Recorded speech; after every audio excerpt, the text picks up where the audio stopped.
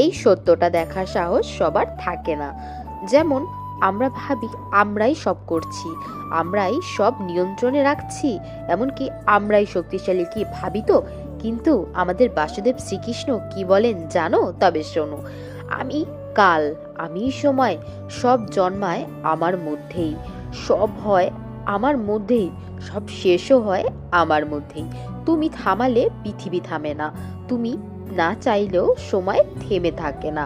যে এই সত্যটি মেনে নেয় তার অহংকার তৎক্ষণাৎ ভেঙে যায়, আর যার অহংকার ভাঙে তার ভয়ও চলে যায়, কারণ সে সবকিছুই তখন ভগবানের উপর ছেড়ে দেয়। কারণ ভগবান এক ও অনন্য, আর সবকিছুই শুধুমাত্র তার নিয়ন্ত্রণে থাকে। এই কথাটি যত তাড়াতাড়ি তুমি বুঝবে, তত তাড়াতাড়ি পৃথিবী থেকে তোমার মোহমায়া ত্যাগ হবে, ও তোমার মনে কোনো রকম ভয় বা অহংকার বা লোভ জন্ম নেবে না।